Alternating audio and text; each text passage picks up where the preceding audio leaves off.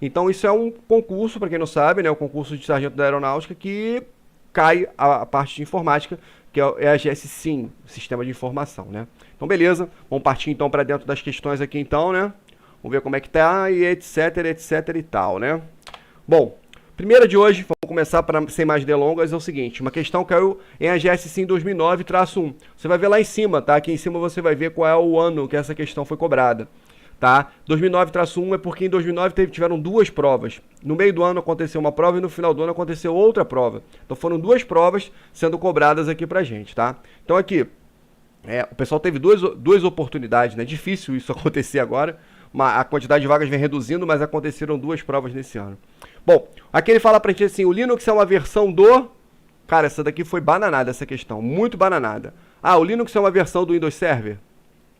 Não, o Linux não é uma versão do Windows Server, tá? Pelo amor de Deus, não tem nada a ver uma coisa com a outra. É uma versão do Windows 2000? Ah, 2000 é. Não, não é do 2000 também, nem do Windows NT, tá?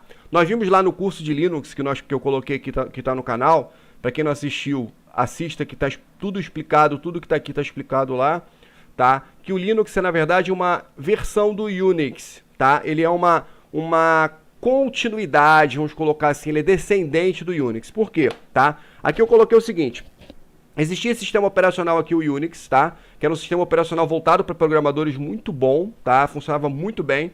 E as pessoas pediam para que esse sistema operacional fosse disponibilizado também para computadores pessoais, tá? E não era a intenção da Unix, a Unix não tinha essa intenção, então ela resolveu fazer o seguinte, eu vou disponibilizar para vocês um padrão POSIX, que na verdade vai te dizer quais são as diretrizes para esse sistema funcionar desse jeito.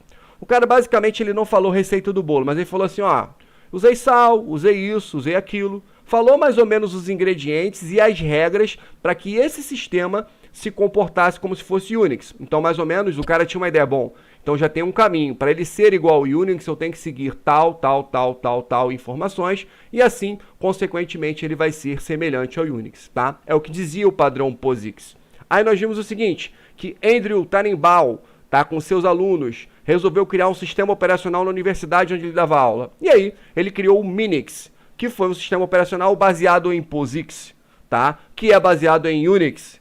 E depois desse sistema Minix, um aluno de Andrew Tannenbaum, chamado Linus Torvalds, né, tem uma questão que cobra isso, falou o seguinte, então vamos fazer esse sistema operacional, vamos criar um sistema operacional baseado nisso para que seja de código aberto e com todas essas informações, etc, etc, etc. Aí o professor falou que não queria fazer, Linus Torvalds juntou uma galera na internet e começou a desenvolver o sistema Linux. Então podemos dizer sim que o Linux é uma versão do Unix, tá? Não direta, mas sim indireta, né? Porque foi uma evolução que aconteceu, né? Então se a gente volta aqui na questão, a gente pode marcar o seguinte. Ver se alguém perguntou aqui alguma coisa. Não, nada de pergunta. Tá? Voltando na questão, a gente pode marcar qual é a letra. Vamos dar uma olhada lá no que não estava marcado, né? O Linux é uma versão do, letra D. D de Deus quer que tu seja sargento, em nome de Jesus, por favor, tá? Que ninguém aguenta mais você no curso, beleza? Pra quem sabe, tá? Quem sabe que para essa dica aí. Beleza? Então olha aqui. Qual distribuição do Linux é mais perto, ou que é associada mais perto do projeto GNU? Bom, nós vimos, tá, que o Linux ele foi gerado a partir de dois projetos específicos, né? Um projeto chamado Projeto GNU, que era mais ou menos um projeto que trazia informações sobre aplicativos, né? Uma parte do sistema operacional voltada para os aplicativos, que precisava de um kernel, tá? Na verdade, nós devemos chamar, por coerência, né? Sem querer eu passei aqui, deixa eu voltar aqui, tá? Por coerência, como GNU/Linux, mas a gente chama só de Linux, né?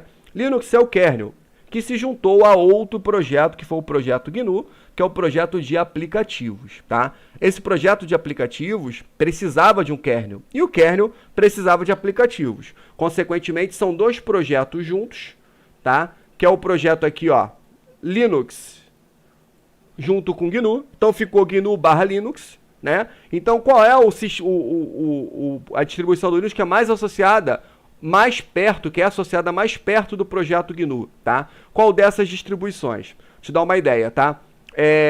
O Debian, ele gerou uma série de outras distribuições a partir dele, tá? O Conectiva, ele foi gerado a partir de uma dessas distribuições principais, tá? Então, Conectiva, Mandriva, Curumim são distribuições, mas o que é mais próximo do projeto GNU, tá, é o projeto Debian, tá? A distribuição Debian.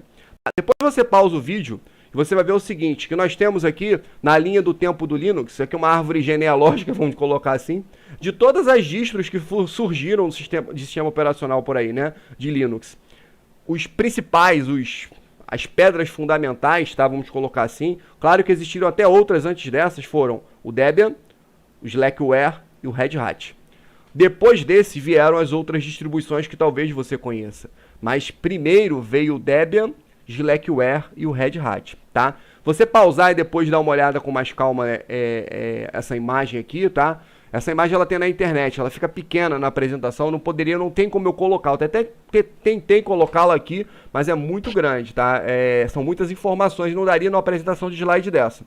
Ela traz toda a evolução das distribuições do Linux, tá? Não é para tu decorar isso, que ninguém vai cobrar em concurso, mas aqui você fica sabendo quais são as pedras fundamentais, né? Qual é a pedra fundamental dessa árvore aqui? É o Debian. O Slackware gerou uma série de outros, tá? Aí quando ele coloca nesse desenho, ele coloca uns pontinhos que ela foi descontinuada, ou seja, acabou, né? Na verdade, o Curumim não existe mais, o Conectiva também não existe mais. Hoje nós temos só algumas dessas distribuições que existem aí, beleza? Então, voltando aqui. Tá, qual é o que mais próximo, né? Mais próximo do projeto GNU seria o Debian, tá? Marli perguntou aqui se que a mais antiga é o Debian. Na verdade não, tá? Existiram algumas distribuições antes do Debian. Se você olhar naquela linha do tempo que eu coloquei ali, aqui ó, vou botar aqui para tu ver. Se você olhar nessa linha do tempo aqui, tem algumas distribuições que estão aqui, ó, antes, tá? Tem a Gentoo, tem algumas distribuições que aparecem aqui, tá? Não vou ler, não vale a pena você decorar, são muitas distribuições, só para efeitos de curiosidade, tá? O Debian surgiu nesse ponto aqui da linha do tempo, tá? 1993. Em 92 já existiam algumas distribuições do Linux, então o Debian não é a mais velha não, tá? Não é a mais velha não, mas é uma das pedras fundamentais daí, das distribuições que surgiram, beleza? Bom, vamos para a próxima questão, tá? Deixa eu ver se ficou na frente, ficou um pouquinho na frente aqui, deixa eu sair um pouquinho aqui. Bom, aqui o cara fala o seguinte: todo processo ou arquivo no sistema Linux pertence a uma conta de usuário em particular, tá? Ou seja, todo arquivo vai ter um dono, isso nós já sabemos, né? O dono pode ser um usuário qualquer, pode ser um usuário root, enfim. Todo processo, todo arquivo, né, tem um dono. Os demais usuários não podem acessar os objetos sem a permissão do proprietário, ou seja, o dono tem que dar permissão para os caras acessarem. Os arquivos e processos do sistema pertencem a um usuário fictício chamado... Isso caiu na prova, tá? Isso aqui ela é bem polêmica, tá? O usuário fictício que ele está falando aqui é o usuário root. O root é um usuário que é utilizado para administrar o sistema, você sabe disso, tá? Ele fala que o root não deve ser utilizado com frequência pelo perigo de segurança, porque nós sabemos que quem usa o root tem direitos totais. Tu imagina alguém que conseguisse a senha do root de um servidor, ninguém mais conseguiria acessar esse servidor se o cara proibisse isso. Então ele fala que o usuário principal, o usuário que é equivalente ao administrador, mas com mais direitos, inclusive que o administrador do Windows, é o usuário root no Linux. Então você loga como root. Aí ele fala que é o usuário fictício. Vou te dizer por que ele fala disso aí. Algumas distros, eles desabilitam, tá, o usuário root para você não usar. Então ele vem desabilitado, como se fosse um usuário realmente fictício. Tá? Nós temos outros usuários que são fictícios, são chamados de pseudo-usuários, que é o caso do Daemon, tá? Do Nobody, entre outros usuários que são pseudo-usuários. Tá? Mas o root em si, ele não é um pseudo-usuário. E nesse momento do livro ele acabou falando que ele era fictício. Bom, eu discordo que ele é fictício pelo fato de eu conseguir utilizá-lo. Eu consigo logar como root, mas é fato que ele é um usuário que não deve ser utilizado. E nessa linha de pensamento que o cara acabou determinando e dizendo que esse cara é um usuário fictício, tá? Aí tu fala assim, pô, mas eu marcaria essa não. Olha a questão. A questão o cara fala root, group, software, hardware. Tu vai marcar o quê? Os arquivos pertencem a um usuário chamado software. Não, um usuário chamado hardware. No máximo tu pode falar, caraca, será que tem algum usuário chamado group? Aí tu vai ficar na dúvida. Mas software e hardware, pô, nada a ver, né? Essa também foi bananada demais, foi bem fácil essa questão. Mas entenda que nesse caso ele considerou o usuário root como usuário fictício. Apesar de nós podermos logar né? Nós podemos logar com o usuário root. Beleza? Show de bola? Deixa eu ver aqui. Se tivesse uma alternativa com a opção Minix, qual seria a mais correta? Se ele fala do Minix...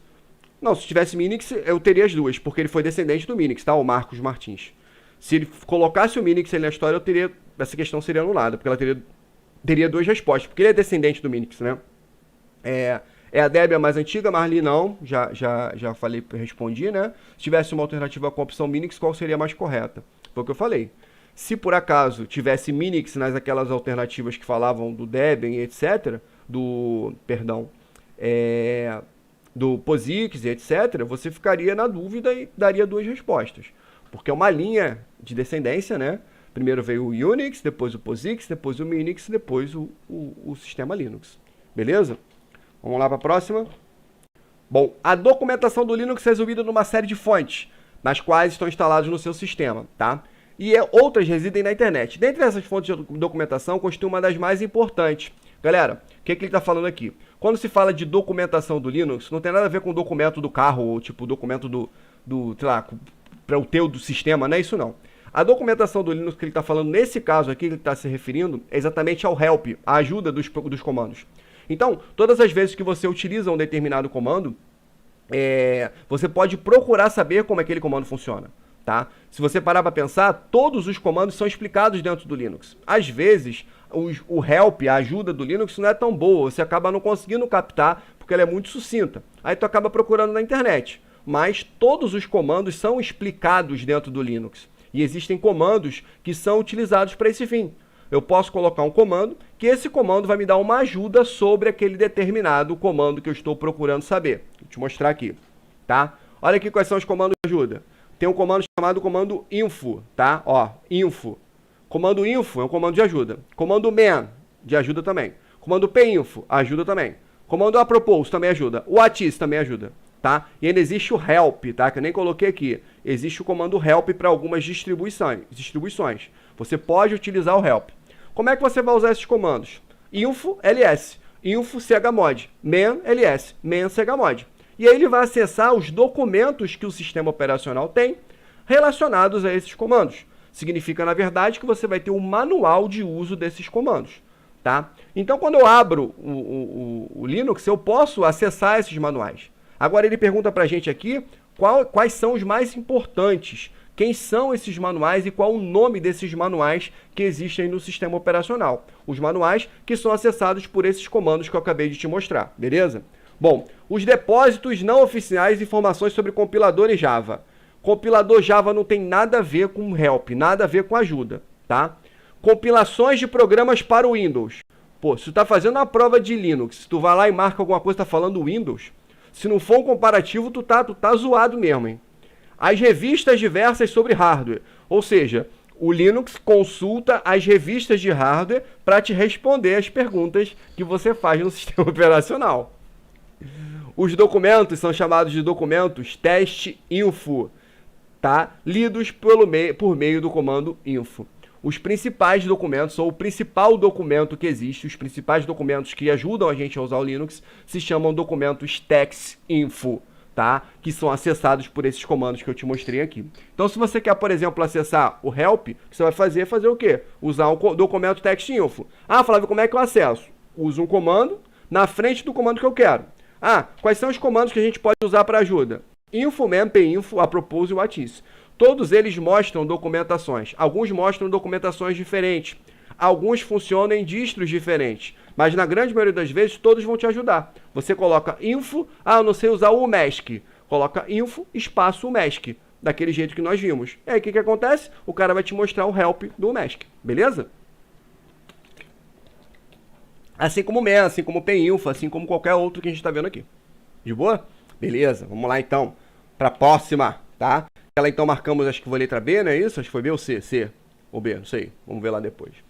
Antes de criar uma conta para o novo usuário numa instalação corporativa, governamental ou educacional, é muito importante que o usuário assine uma data e assine e date uma cópia do acordo do usuário local das políticas a serem observadas. Mecanicamente, o processo a acrescentar um novo usuário consiste em 3 etapas exigidas pelo sistema. 2 que estabelecem um ambiente útil para o novo usuário e várias etapas adicionais para convivência como administrador.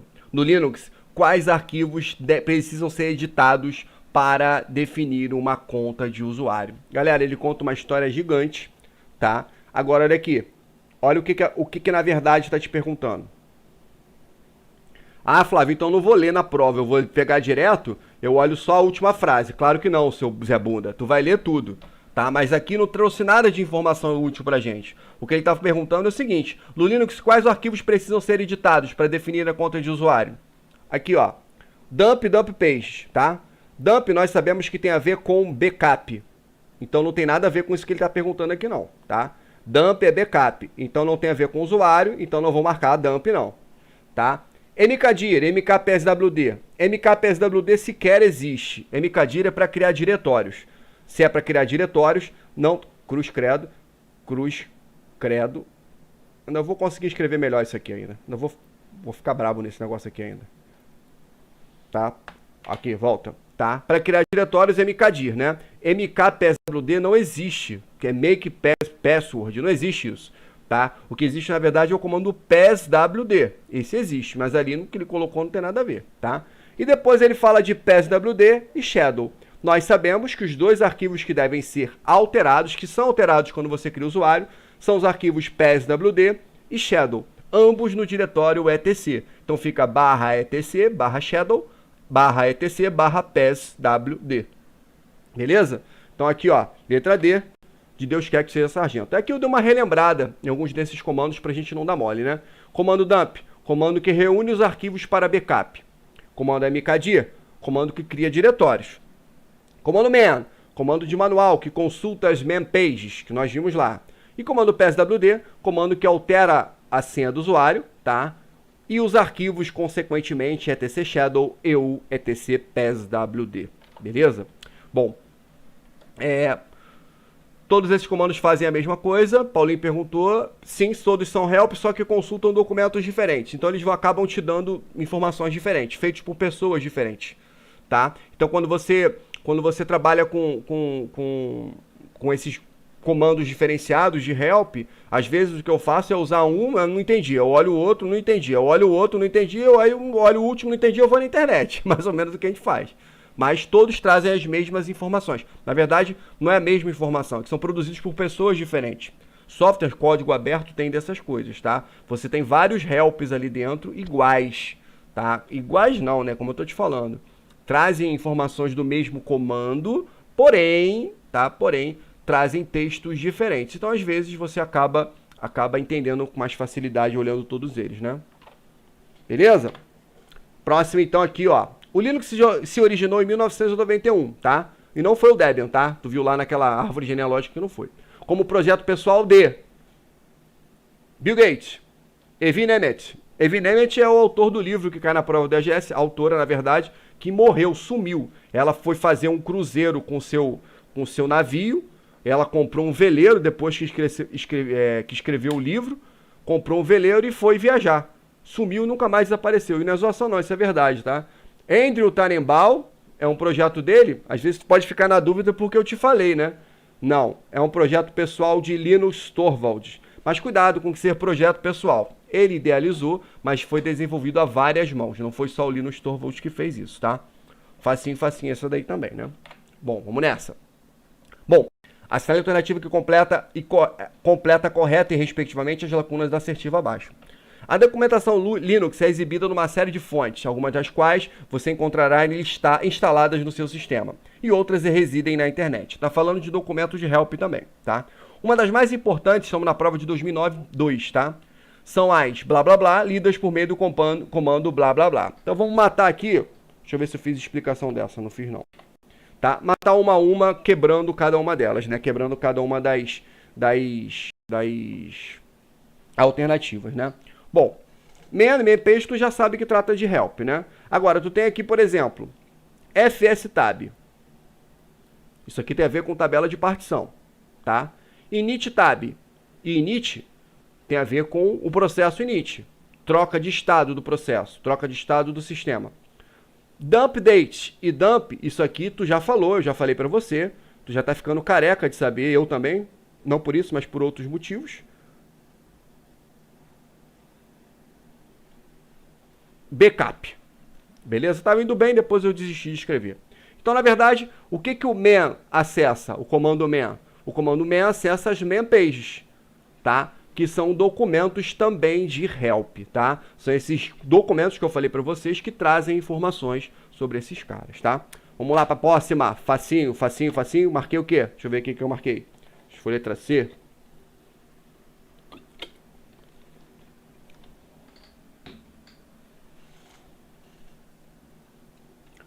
Letra C, show de bola, tá? O outro cara manda o seguinte, ele manda as principais distros, que são as mais antigas, e ele perguntava quais são as características, tá, desses projetos, né? Aqui ele fala do Debian, do Red Hat, do SUSE e do Slackware, tá? Então, quer dizer, ele acaba perguntando como cada uma dessas distros se comportava, tá? Bom, como é que a gente faz para resolver essa questão? Primeiramente, vamos lá. Tem uma questão que já foi cobrada, que fala que é o mais perto do projeto GNU. É o Debian 1. Tá? Aí tu fala, cacete, me dei mal, tem 3 aqui. Tá? Repara, uma parada que é interessante. Primeira coisa que você faz quando você marcar uma lacuna é procurar nas lacunas se você já matou. Por exemplo, se fosse 2 essa resposta e você tivesse convicção disso, a pergunta já seria resolvida, porque aqui no A, a única que tem 2 na terceira lacuna é essa daqui. Pô, matei. Só que não, tu olha 1 lá, tem quantos lá? Cacete de questão, um montão de questão pra caraca. Tu fala, ferrou, o que eu vou fazer agora? Vamos fazer as outras, tá? Aí eu coloquei aqui um resuminho pra gente. Debian, associado mais perto do projeto GNU. Beleza? Red Hat, distribuição de propósito genérico. O que significa isso? Gente, o Linux, como ele é código aberto, acontece dele ser utilizado para vários fins. Exemplo, tem Linux voltado para games, tem Linux voltado para telefonia, tem Linux voltado para televisores, tem Linux voltado para um monte de coisa. Esse cara aqui é um projeto que ele é considerado genérico porque ele acaba funcionando para qualquer finalidade, por isso que ele fala que é genérico, tá? SUSE, forte na Europa, bastante forte na Europa, a distribuição SUSE, e o Slackware, antigamente o Linux dominante, hoje em dia menos popular. O Slackware está na mesma linha do Debian ali, foi lançado na mesma época mais ou menos, tá? Então vamos lá para a gente ver se a gente marca aqui, tá? Red Hat, propósito genérico, SUSE, forte na Europa, certo? Vamos lá, então aqui, forte na Europa, SUSE, 3, tá? É que meu teclado apagou, peraí que eu apaguei sem querer o teclado aqui. Voltou, meu filho?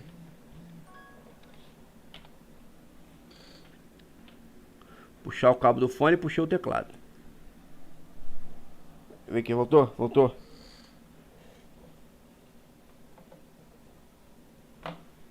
Voltou, tá? Forte na Europa, então, é a SUSE. Distribuição de propósito genérico. Falei pra vocês que é o Red Hat. Tá? E aqui o Slackware, 3214, antigamente dominante, tá? Então ficou aqui 3214, 3214, C de casa é a nossa resposta aqui, beleza? Isso aqui é uma decorebazinha, né? Que a gente pode saber que o mais próximo do projeto GNU é o Debian, isso é fato, tá? SUSE é da Europa, certo? E um dos antigos que ele fala aqui é o Slackware. Então ele acaba trazendo essas características bem antigas, beleza? Vamos passar para o próxima questão aqui. Questão ainda de 2009, né? Essa aqui foi a última de 2009, partindo para a primeira de 2010. Bom, 2010 mais um ano que tinham 2 provas, né? No sistema operacional Linux, qual é o comando que é utilizado durante a inicialização automática para reparar e verificar arquivos? Vamos lá. Esses comandos aqui, ó, esse aqui existe e esse aqui existe. Só que esses comandos são comandos do Windows, tá? Comandos do Windows. Então a gente não pode marcar que não tem nada a ver com Linux, tá? Agora, qual é o comando que é usado no Linux, tá? É o comando chamado fsck, File System ou File System Check. Faz a checagem do sistema de arquivos.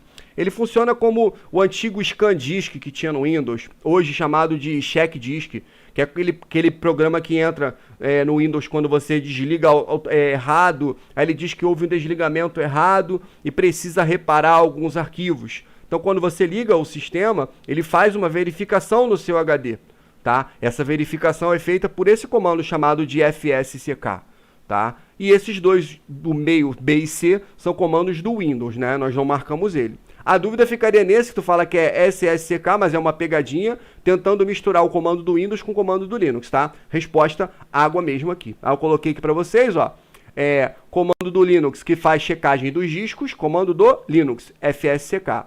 Comando do Windows que é equivalente ao FSCK, que é o comando check disk, beleza? Facinho, facinho, mas tinha que saber qual era a função do comando, né? Bom, o Linux, os comandos, você vai observar que os nomes deles acabam sendo próximos à funcionalidade deles. Então, na verdade, eles têm um nome semelhante ao que eles fazem, né? Acaba dando uma cola. Se tu ficar bem ligado, tu acaba matando, tá? Qual é a questão, qual é a resposta através disso. Deixa eu voltar aqui, minha câmera ficou maluca, mané. A câmera. Ih, caraca, volta a câmera. Deixa eu fechar a câmera aqui. Fiquei igual um... Deixa eu voltar a câmera. Hoje ela tá dando chabu. Hoje não tá bem não a câmera aqui. Deixa eu botar a câmera no ar aqui que eu sumi. Desapareci. Voltou, né? Voltou. Beleza? Deixa eu ver se tem alguma pergunta aqui. Marli, não. Ninguém pergunta. Então beleza, vamos pro próximo aqui. Show? Vamos lá. Quais comandos são usados para criar e eliminar um diretório vazio, respectivamente, tá? O Linux tem dois comandos importantes de diretório, tu tem que estar bem ligado nele, né? Um é o comando mkdir, que é o comando que significa Make Directory, lembrando que eu acabei de falar que os nomes, na verdade, acabam te dando uma cola do que faz. mkdir significa Make Directory. Então, e o outro para você remover é o rmdir, de Remove Directory, tá? Então vamos ver. Um que para criar e outro para eliminar. Cuidado, que existe um respectivamente nessa questão aqui, tu não pode dar mole, tá? Se não tiver ligado, tu vai na marra, tu acaba marcando a A, porque os dois comandos estão certos, só que são trocados na sua definição, então, nego vai lá e se dá mal, toma cuidado, beleza? Agora, ele quer criar primeiro e depois eliminar. Qual que cria? mkdir. Qual que remove? mvdir? Não existe, tá? mkdir, rmdir, ó, mkdir, rmdir. Letra C, a resposta, tá? MK para criar, rmdir para remover. Um detalhe interessante é que você tem que estar ligado com relação a esse cara, com relação ao remoção. Nós sabemos que dois comandos podem remover, tá? Que é o caso do rmdir ou o rm, tá? O rmdir, ele é exclusivo para remover diretórios vazios. Ó, diretórios vazios. Beleza? Significa, então, que existe um outro para remover diretório cheio, né? Que é o comando rm. N não, vou apagar aqui. Ó, rm, que é a chamada ferramenta universal de remoção. Remove o bagulho todo, tá? Então existe essa bagaça aí. Bom, vamos ver aqui, tem algumas perguntas aqui.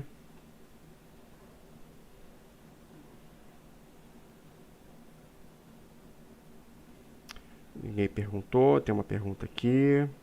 Pergunta no chat.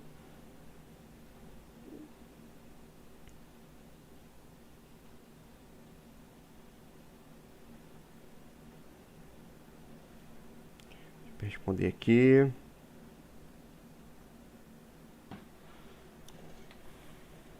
Show!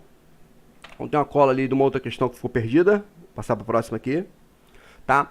Qual o conteúdo armazenado no diretório bin? Deixa eu ver se eu botei aqui depois. Não, botei antes. A cola ficou antes. Tá, deixa eu voltar aqui. Bom, tu sabe que quando a gente trabalha com Linux, uma parada que é importante nas provas é que eles costumam cobrar quais são os diretórios, né? Eu dei uma listagem de diretórios, você pode pegar lá nas aulas de Linux que estão no canal também, que tem a tabela com todas as informações relacionadas a cada um dos diretórios. Tá? Para você saber, por exemplo, o que cada diretório do Linux faz. O Linux não se comporta como o Windows de colocar todos os arquivos no diretório só, tá? O Linux ele separa. Aqui eu coloquei alguns aqui, tá? Mais para frente a gente vai falando de outros. SBIN, comandos para inicialização, reparo, tá? O SBIN, a diferença para os outros é esse reparo aqui, tá? Ou recuperação do sistema. Bin, comandos necessários para a mínima operação do sistema, tá? Às vezes ele fala que carrega os binários, tá certo também. /boot é o diretório dos comandos necessários para inicialização. Boot te remete à inicialização mesmo, né? Então fica fácil. Agora toma cuidado com esse USR aqui, tá? O USR, ele serve para hierarquia de arquivos e comandos secundários. O nome USR te remete a falar que isso é de usuário, e não é. O USR não tem nada a ver com usuário. E vou te falar, boa parte do sistema operacional está dentro de USR. Então não confunde o USR com home. Home é o diretório dos usuários, tá? O USR é um diretório que contém, ó, hierarquia dos comandos secundários. Então não dá mole, tá? Vamos nessa. O que é armazenado no bin? Inicialização e reparo? Não, reparo é SBIN, não é esse cara. Comandos necessários para a mínima operação do sistema. Comandos para inicialização. Boot, como nós falamos, diretório boot. Hierarquia e comandos secundários. Ou seja, nossa resposta é letra B de bola. B de bola, tá? Então fica ligado, isso é uma decoreba, é fácil de lembrar. Basta você ler algumas vezes essa listagem de diretórios e suas respectivas funções que tu consegue matar.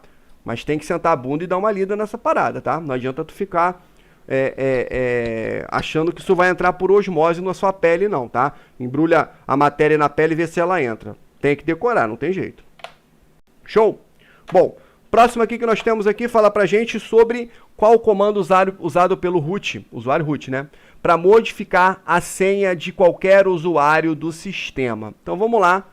Ó, mkpassword não existe, esse comando. rmpassword não existe. pswd não existe, só existe pswd. pswd é o comando que muda a senha dos usuários. A senha dos usuários mudada, alterada por pswd. Então fica bem ligado. Não existe rmpassword, pswd. Foi bem fácil essa questão porque ele só colocou comandos que não tinham funcionalidade, não existem, tá? Então fica pswd, user, etc, etc. Só fica mesmo o pswd, essa não dá para errar. Deixa eu ver se alguém perguntou. Ah, Bragança tá maluco. Tu viu a câmera como é que ficou? Vê se a câmera sou eu agora.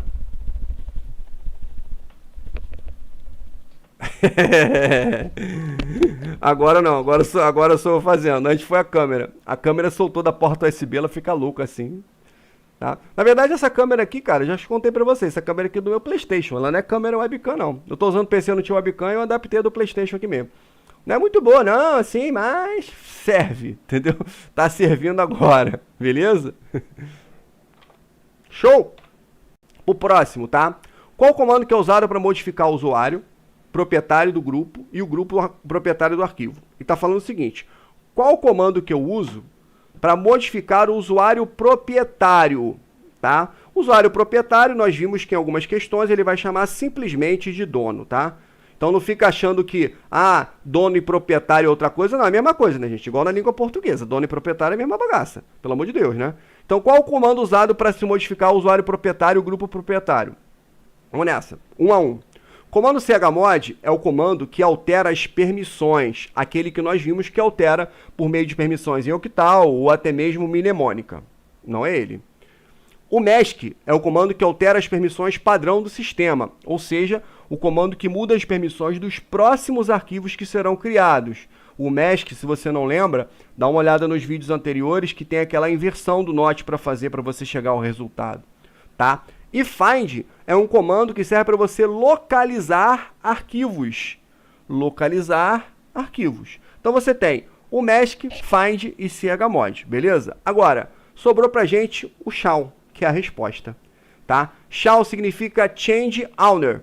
Ele tanto pode mudar o dono do arquivo quanto o grupo do arquivo. Então eu posso mudar ao mesmo tempo se eu quiser, tá? Então eu posso pegar o dono do arquivo e alterar através do shell. Eu posso mudar o grupo do arquivo através do comando shell também. Então shell é um comando que altera, beleza? Altera dono e grupo. Vamos lá pra gente ver aqui, acho que eu coloquei uma cola, tá? Ficou uma colinha aqui, depois vai ficar na moral pra tu na apresentação do PowerPoint pra tu estudar ali, ó. Comando que altera as permissões, comando shell que altera o dono, tá, do arquivo, por exemplo, shell Amaral texto. Significa que Amaral será o novo dono de arquivo texto, tá? Comando mask, aquele que nós vimos também que altera permissões, aqui dei um exemplo. E comando find é o comando que faz buscas, beleza? Comando que faz buscas pra gente. De boa? Aí coloquei um exemplo de uso de cada um aqui para tu ficar esperto, beleza? Bom, mais uma questãozinha aqui que legal, ó. Mais uma falando daqueles... Tô falando, ainda estamos na prova de 2010 ainda, né? Mais uma daquelas que eu falei para vocês sobre diretórios, né? Sempre cai umazinha dessa, é bom tu tá bem ligado nisso. Aqui ele acrescenta o etc, o root e o tmp, que eu não tinha falado antes, tá? Mas assim, alguns são fáceis de você matar, por exemplo, o tmp são os arquivos temporários, tá? Aí eu vou direto e marco aqui, ó, 4 dos temporários. Beleza. Aí tu vai lá e fala, caraca, matei. Não, tem 2 aqui pra tu matar, tá? 2 você ainda não sabe qual é, tá? Hierarquia de comandos secundários nós já vimos, que é o USR5. Acabamos vendo uma outra questão. Arquivo de configuração crítico é o 2. Ó, 2. Que é esse cara aqui, ó, ETC. Traz todas as informações de configuração. Tanto que dentro do ETC nós temos o ETC Network Interface, não é isso? Tá? Então matamos esses 2zinhos aqui, esses 3zinhos aqui. 1, 2, 3, 4, 3. Aqui. Diretório do superusuário. 3, root. Aqui, ó. Root é o nome do diretório do super, do mega, do master, superusuário, tá? Arquivos necessários para carregar o kernel. Aí ficou boot. Tu fala, pô, boot não era para dar boot, Flávio? Não era para inicialização? Gente, e o que significa carregar o kernel? Carregar o kernel é propriamente dar boot. Então, tá certa a parada, tá? Não inventa besteira. Ficou 41352, 41352, resposta letra C de novo, tá? C de casa é a nossa resposta dessa daqui. Show? Tranquilo? Partiu então a próxima. Deixa eu ver se tem alguma coisa aqui, coloquei a cola para vocês mais uma vez, tá? Sobre o que cada uma delas faz, né? Então você... Depois que você pegar, pausar o vídeo, quem não tem o PowerPoint ou quem tiver pode estar olhando isso daí, fica tranquilo, tá? Se estiver estudando no vídeo, é só pausar, você vai ver as coisas aqui. Então tá de boa, tá? Mole, mole, fácil, fácil. Mais fácil que isso, só dar tiro em pombo morto. Aqui. EAGS 2011. Saímos de 2010 e vamos agora para 2011, tá? Bom, 41, questão de 2011, fala o seguinte. O que é o stick bit? Lembrando para vocês que os stick bits são aquelas permissões especiais, tá? Eu vi alguns alunos me perguntando sobre isso no WhatsApp, então fica atento, confundindo permissões especiais com permissões ACL. Não é isso, tá?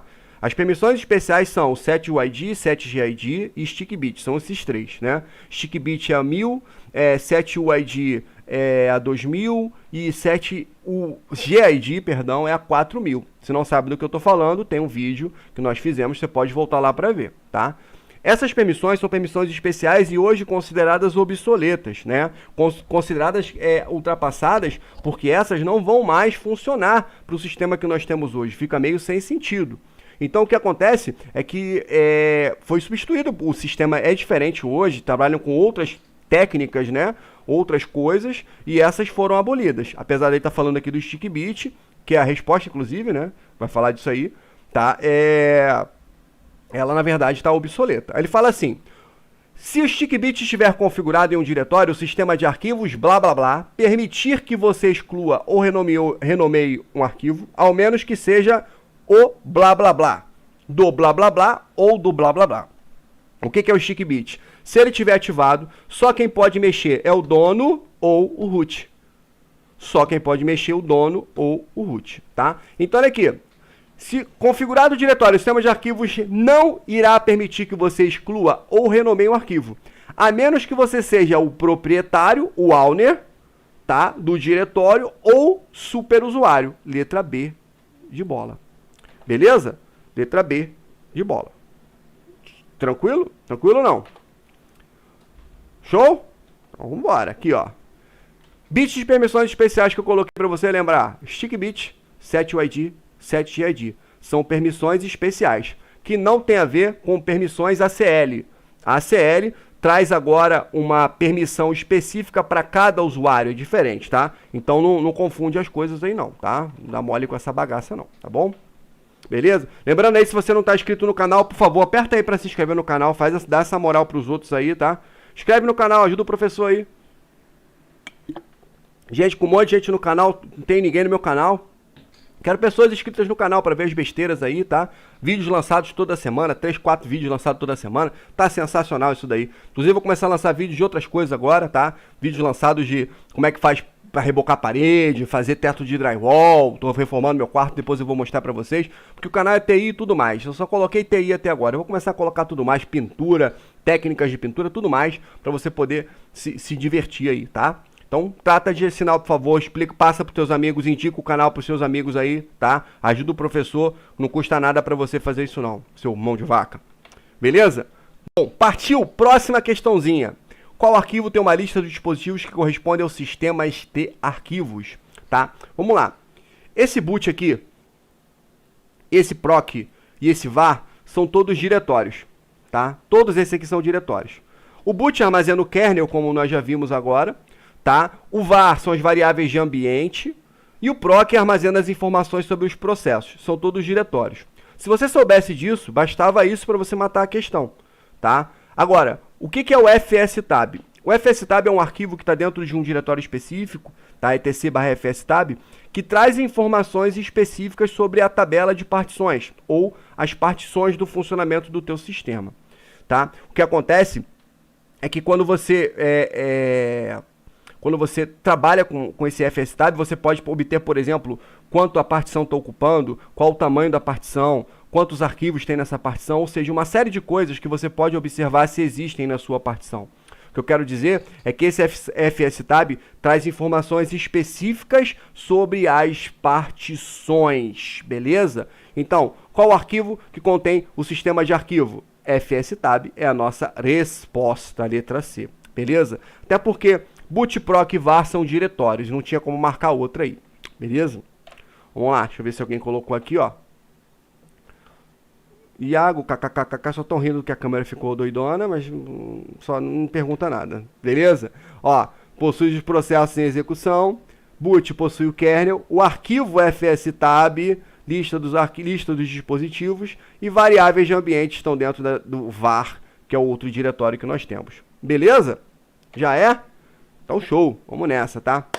Qual o comando do Linux, tá? Em 2011, tá? Fazendo todo aqui um revival, voltando desde além do túnel do tempo. Qual o comando do Linux que de maneira mais completa, segura e ajuizada inicia o processo de parada ou reinicialização?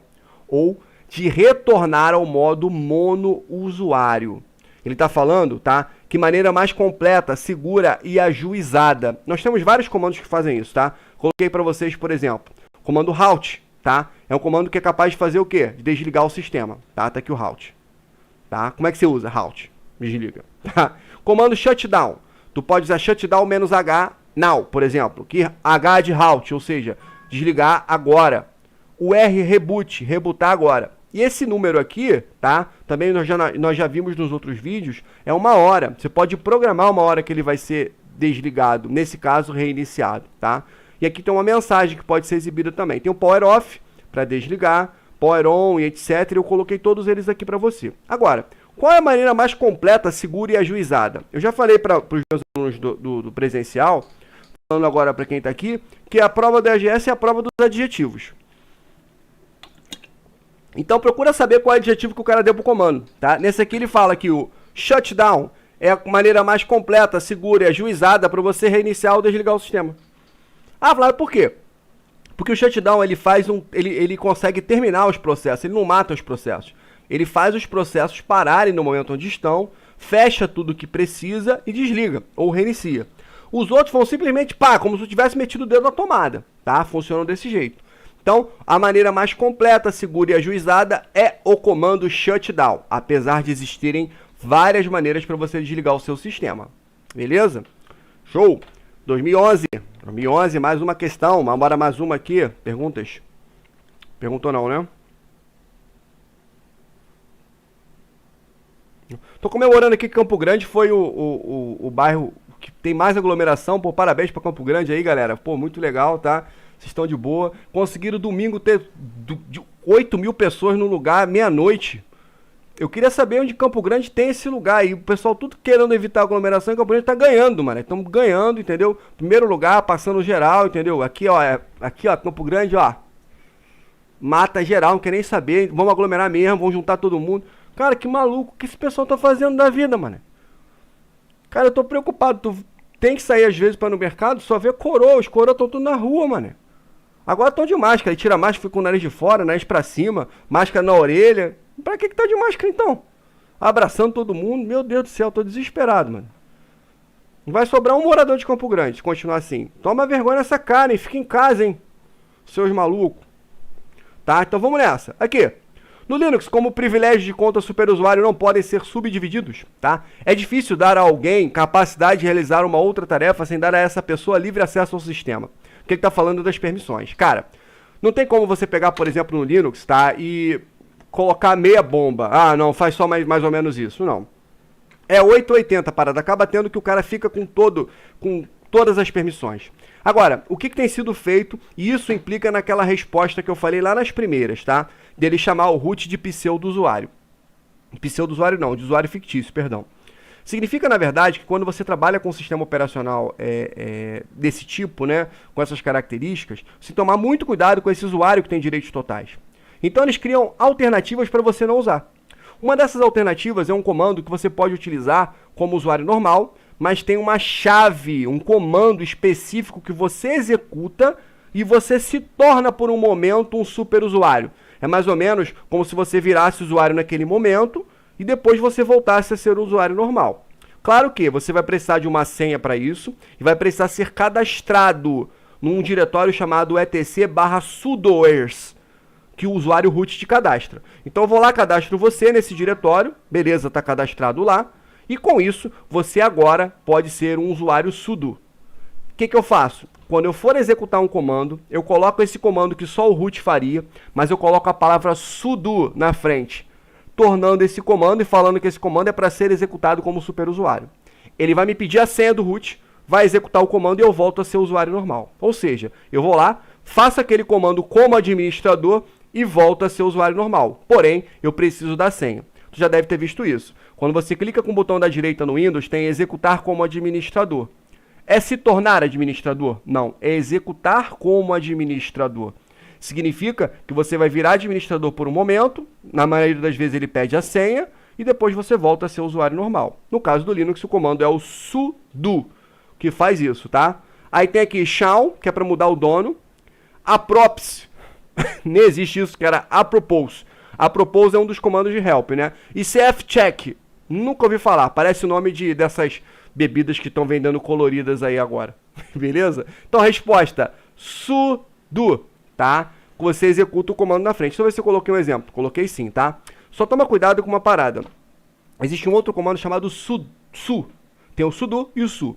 O su é para você trocar de usuário. Por exemplo, eu sou o usuário Flávio, quero logar agora como root. Eu coloco su root. Ou simplesmente su, funciona também.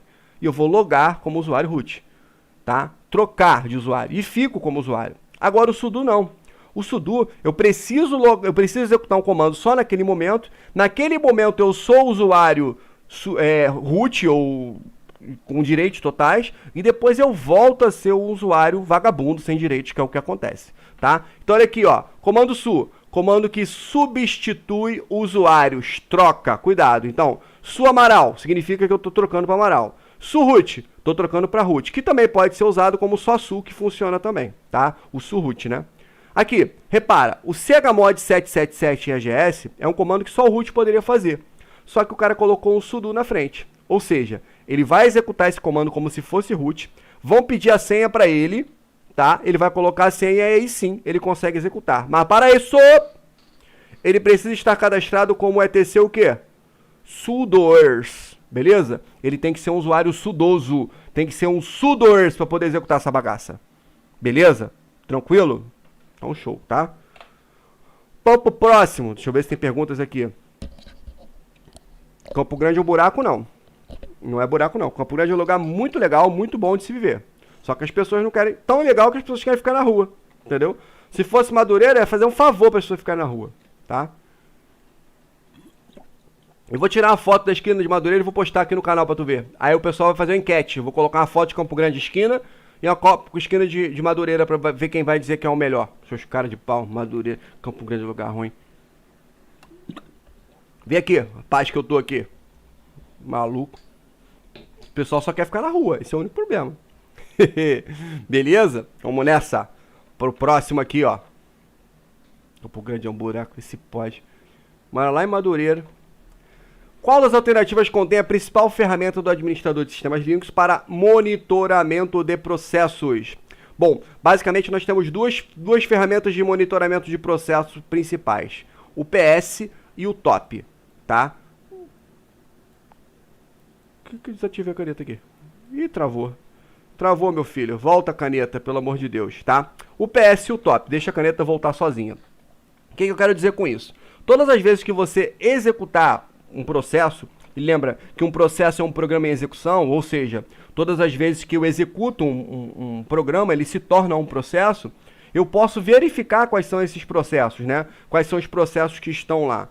Travou o bagulho todo mesmo aqui, ficou tão ruim, ó. Deixa eu botar aqui. Deixa eu voltar lá.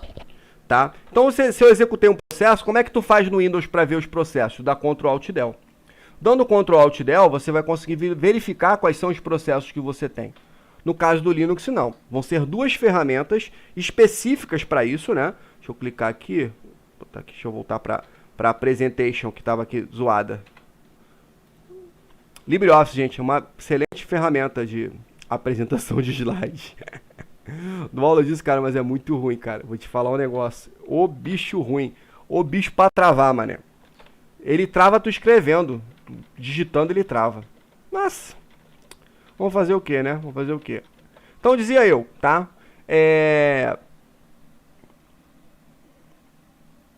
A paz que eu tô... Não, isso aqui são parafusos.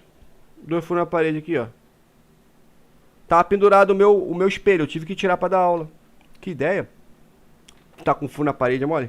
Eu tenho que escutar isso ainda. Vou botar um painel aqui pra você da próxima vez. Um painelzinho, né? Deixa ele voltar. Tá? Então entenda. Quando você vai verificar, por exemplo, quais são os processos que estão em execução, você vai ter essas duas maneiras, ou PS ou TOP. O PS é um comando que quando você digita, ele mostra de forma estática os processos. Vai mostrar uma tabela, e essa tabela vai mostrar para você o que está acontecendo, mas naquele momento, como se fosse uma foto. Já o TOP não. Quando você executa o comando TOP, tá, ele vai ficar alternando e mostrando as coisas variando. Que é mais ou menos como acontece quando você utiliza o gerenciamento de processos do Windows, né? Quando você abre o gerenciador de tarefas, ele mostra para você os processos rodando, os processos funcionando, tá? Então, entenda que o cara pode perguntar, por exemplo, qual das duas ferramentas é estática e qual é a dinâmica, tá? Mas existe esse lance que eu falei para vocês que ele fala que é a prova dos adjetivos. Aí ele fala, pô, qual é a principal ferramenta de processo? A principal é o PS. Vamos chegar lá, deixa eu voltar aqui. Cadê? Aqui não. 2009, PSWD, não. Vai, meu filho. Vai, vagabundo.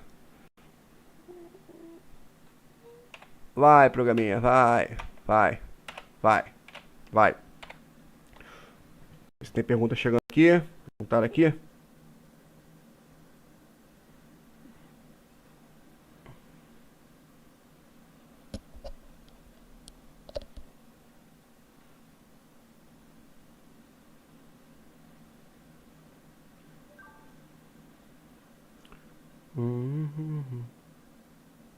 Tá o maluco perguntando aqui, cara, pergunta na live, eu não tô olhando, eu olhei aqui por acaso. O SBIN também é considerado os binários do root? Também, é considerado binário do root também. Pergunta aqui na live, gente, loga lá com seu Gmail lá, entendeu? Loga lá na live, escreve lá na live, tá sendo mais rápido pra mim olhar. Quando tu manda aqui no zap eu demoro a responder. SBIN também pode ser considerado os binários do root também, tá? Deixa eu ver aqui. Ainda não. O SR.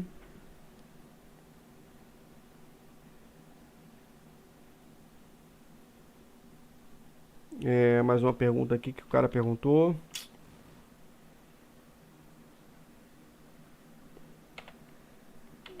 O comando PSWD só muda a senha? Sim, o comando PSWD só muda a senha, tá? Caraca, tá longe, hein, filho.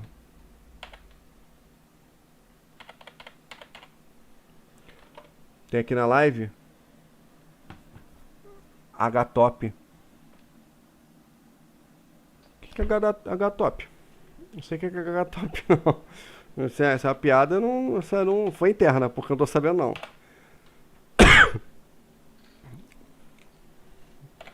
Ó, tá chegando, tá chegando. Maluco. Bicho lento pra passar. Ah, LibreOffice desgramado. Por aqui, cadê? Aperto. AD.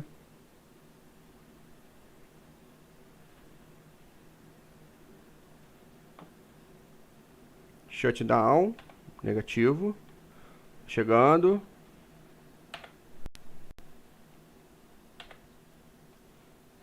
Apropos do. Show de bola. Cadê? Tá por aqui. Chegou, graças a Deus. Então, olha só. Qual a principal ferramenta de monitoramento de processo? Vamos lá. O NICE é um comando que altera as prioridades, tá? Todos esses nós já vimos nas outras aulas também, tá, pessoal? Se precisar, consulta as aulas que a gente já gravou. Cat é um comando para você exibir o conteúdo de arquivos texto. Então, esse cara vai estar mostrando, por exemplo, o conteúdo de um arquivo texto. Assim como o less. O less, ele mostra arquivos texto no formato paginado. Só sobra pra gente o PS. Se eu fosse fazer uma questão bem difícil com relação a isso, eu colocaria nas duas alternativas PS e top, para ficar difícil. O cara nem colocou, o cara colocou só o PS, então não teve muito mistério para resolver. Mas entenda, o PS ele vai ser estático, ele mostra uma tabela parada, e o top mostra uma tabela que vai se alterando à medida que você modifica os processos, tá? Um é estático, PS, e o outro é dinâmico, perdão, é o top, beleza? Coloquei aqui para vocês também, ó, NICE, todas as definições de cada um dos comandos, para você não se perder aí na história, ó. Todos os comandinhos aqui estão definidos, tá? Depois, quando você olhar lá na apresentação, ou olhar aqui o vídeo, pode pausar e olhar, que fica tranquilo para você. Todas as resoluções ali, beleza? Bom, próximo aqui em 2011 também fala assim, observe o exemplo abaixo do uso do LS, tá? Do Linux.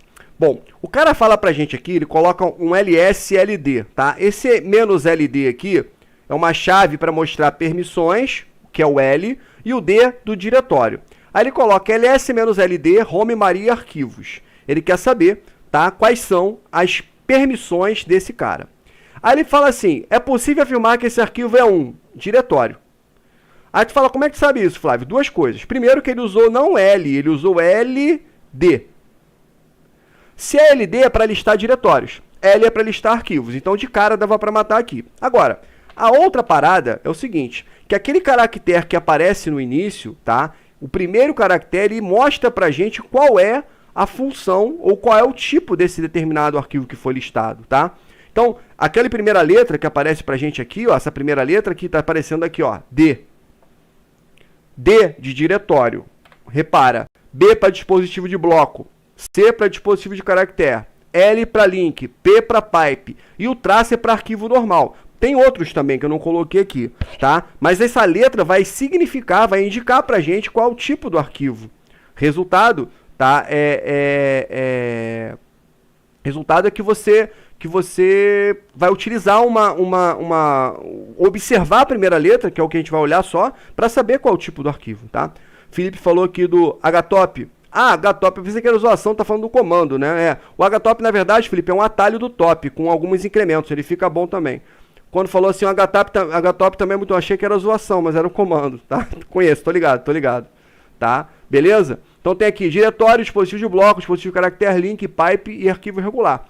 Olhou então, cheguei lá, olhei a primeira letra, tá? Que aparece quando você dá um ls com relação ao arquivo, te diz qual é o tipo dele. Tá? Então você vai olhar aqui, ó, D, ó, diretório, L se fosse link, né, apareceria aqui, sei lá, um traço se fosse arquivo e por aí vai. Fácil de matar essa também, tá? Por dois motivos, tanto pelo comando ls-ld e segundo pelo diretório, tá? Pelo D de diretório. Bom, serviços padrão como e-mail, FTP, web e portas e web se associam a portas bem conhecidas dos sistemas Linux. Essas portas estão definidas em, deixa eu ver se eu coloquei aqui, ó, etc Service traz informações sobre serviços de redes e suas portas. Essa, o pessoal sempre marca, quando vai marcar, eu já marquei outras vezes, até na hora de fazer correção eu olho, aí o cérebro dá aquela titubeada e marca ETC portes. Nem existe, tá, gente? Só existe ETC service. Aqui você tem as informações relacionadas aos serviços de rede e suas portas. Que portas que ele está falando, tá? Portas de rede, portas TCP, portas UDP, portas relacionadas ao sistema de rede, beleza? Portas TCP e UDP. Então, ETC Service é o diretório que armazena para isso. Não tem muito o que te falar que é uma decoreba, mas fique tranquilo que é fácil de matar, só não existe portes, tá? Aqui foi a pegadinha, o pessoal falou, vou marcar porte porque é porta. Tá errado, beleza? Pra próxima aqui.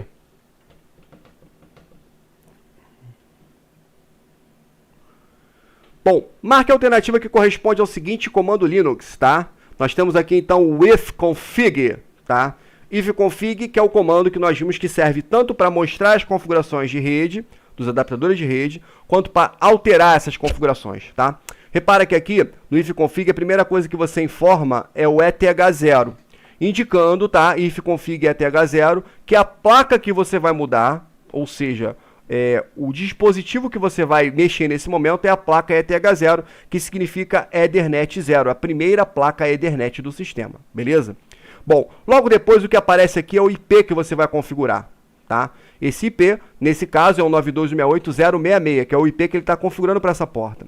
NetMesh, que é a palavra-chave para indicar qual é a máscara de rede, 255.255.255.0 up.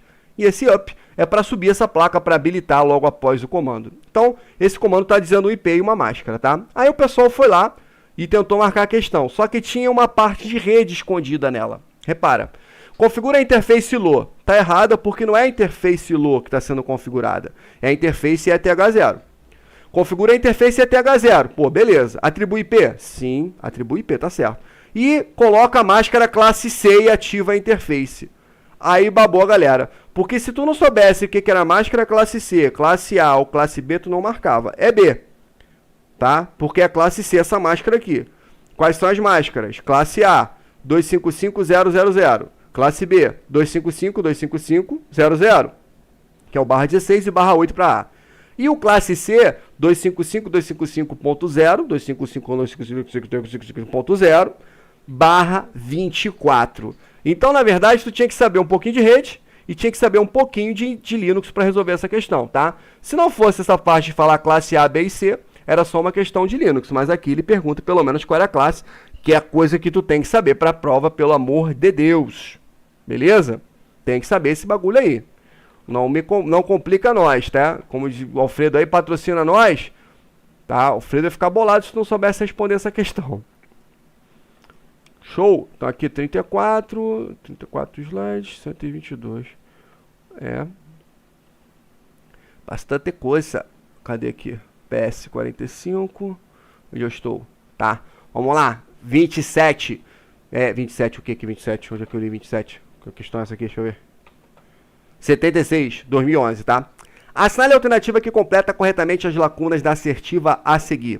Os comandos do Linux, aí ele fala de dois, blá blá blá e blá blá blá. São de maneira mais comum que criarmos e restaurarmos informações de backup. São a maneira mais comum de criarmos e restaurarmos informações de backup. Vamos lá para a gente poder ver. TCP-dump e RCP-dump? RCP-dump não existe, tá? Agora, TCP-dump é um comando de rede, tá? LVM, eu não faço ideia do que seja, pode ser até que existe esse comando, mas eu não sei o que é. Dump existe. Backup não tem esse comando. Agora, mount tem, que é para montagem de unidades. Agora, quais são os dois comandos que servem para você montar e depois restaurar o backup? Comando dump e comando restore, tá? Comando dump e comando restore. Resposta, letra B, de backup, de dump e de restore. Beleza? Então, dump e restore são os dois comandos que nós temos, que são os comandos que executam, tá? O primeiro, junta os arquivos para o backup, e o segundo vai pegar e vai restaurar esse backup. Beleza? Deixa eu ver aqui.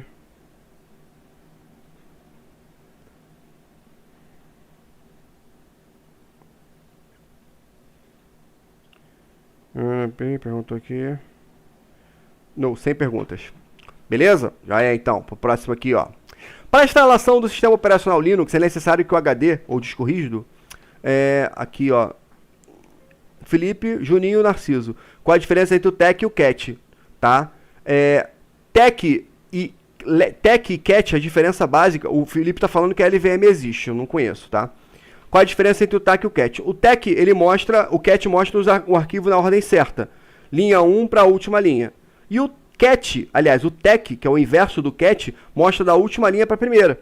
Então, por exemplo, se eu tenho um arquivo de 10 linhas, eu dou um CAT, o nome do arquivo, ele vai mostrar para você 1 até 10. Agora, o TEC é o CAT ao contrário, onde você vai pegar e vai inverter essa ordem. Ele vai mostrar a linha 10 para a linha 1, beleza? Paulinho está perguntando. Fala, Paulinho. Botou Bragança. Eu tinha visto que o VM é usado para criar registros lógicos de um disco rígido. Que o VM... Que VM, cara? Paulinho, é VM ou LVM? É LVM. Existe sim. Existe. O Felipe já tinha falado que o LVM existe aí, tá? Ele não consta, né? Não consta... Ele tem no Guia Foca, ele cai pro CAP, mas não cai pro EGS. Ele não tá escrito no livro de vocês, não, tá? Disse que existe. Provavelmente eu já vi em algum lugar, mas esqueci, tá? Ele cria o quê? Registros lógicos no disco rígido. Bom, se ele cria registros lógicos, ele vai servir para você alterar a tabela de partição. Então, creio que seja algo relacionado à partição de arquivos, tá? Mas eu não sei. Tem que procurar para ver. Tá? Ao certo, eu não sei te dizer, não. Depois eu olho e te falo. Beleza? Bom, vamos lá para 84. Para a instalação do sistema operacional Linux, é necessário que o HD ou parte dele seja particionado para a correta instalação do sistema. Beleza. Quais são os exemplos de partição Linux? Vamos lá, gente. C2 é partição Linux?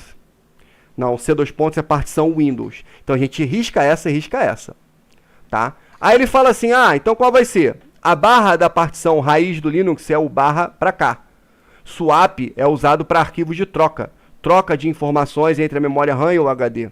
Tá? E esse DOS aqui está falando do MS-DOS, que não vai ter nada a ver com Linux, né? Então, se a partição ou as partições, dois tipos de partições são encontradas no Linux, é o barra e o swap. São as duas partições que existem. Beleza? Vamos para o próximo. Vamos que vamos.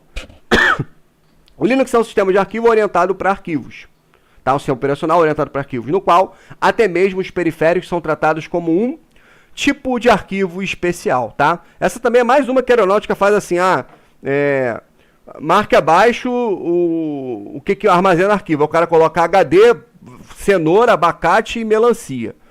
Aqui ele colocou o seguinte, poxa, como os periféricos são tratados no Linux? O Linux, eu já tinha falado isso nas outras aulas, que ele trata tudo como arquivo.